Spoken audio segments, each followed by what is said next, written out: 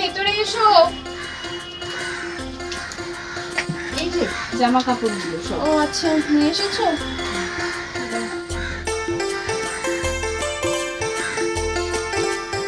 দিদি এই যে 50 টাকা। এটা কিসের টাকা? এটা শাড়ির ভাজে ছিল। শাড়ির ভাজা ছিল? তা তুমি তো এটা রেখে দিতেই পারতে, আমাকে ফেরত দিলে যে।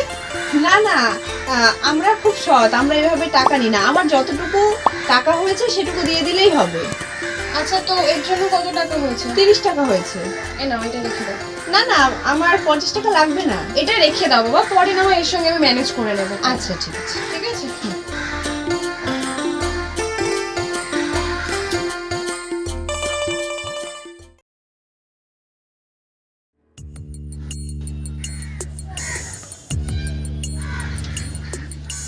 কি করছো তুমি ওভাবে? আরে আমার প্যান্ট, কালকে রাতে যেটা পরে গেছিল ওই প্যান্টটা কোথায় রেখেছো? সেটা তো আমি আজকে ওয়াশ করতে দিয়ে দিয়েছি। ওয়াশ করতে দিয়ে দিয়েছো? হ্যাঁ। আরে ওই প্যান্টের পকেটের মধ্যে আমার 5,000 টাকা রয়েছে। তা তুমি রাত্রিবেলা এসে 5,000 টাকাটা বের করে রাখবে না? আরে আমার মাথায় ছিল না একদম, তুমি একবার দেখে দেবে না প্যান্টগুলো এই চেক করে? সময় সারাদিন এত ব্যস্ততার মধ্যে আমার অত মনে থাকে না এই সমস্ত করার জন্য। তোমারই উচিত ছিল 5,000 টাকা বের করে টেবিলে রেখে দেওয়া। এটা কোনো কথা? আরে আমার যদি মাথায় থাকতো তাহলে আমি তো বেরিয়ে করে রাখতাম। আমার মাথায় ছিল। এই সমস্ত কথা আমার আর ভালো লাগে না, জানো তো। আচ্ছা শোনো, অত টেনশন করো না। মেয়েটা খুব ভালো মেয়ে। ও আগের দিন আমার শাড়ির মাঝে 50 টাকা ছিল, ও সেটা এসে পরের দিন আমাকে ফেরত দিয়েছিল। ও ভালো মেয়ে তো, সদিদি আসবো। হ্যাঁ এসো।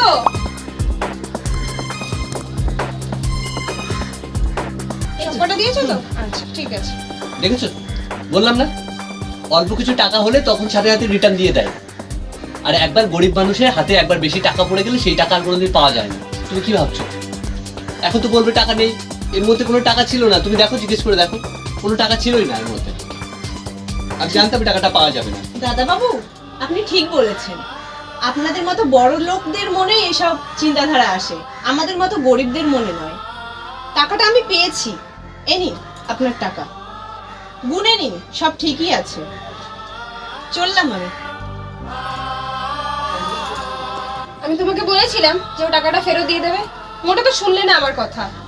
মেয়েটাকে তো আমি চিনি, ও যথেষ্ট ভালো মেয়ে। এই জিনিসগুলো একটু বুঝতে শেখো। সবসময় সবাইকে সবার মতন বিচার করতে যেও না। ঠিক বলেছ। আসলে আমরা সবাইকে এক নজরে দেখি, কিছু কিছু আসলে খারাপ মানুষ দেখতে দেখতে অভ্যাস হয়ে গেছে তো, তাই ভালো মানুষদের আর চোখেই পড়ে না।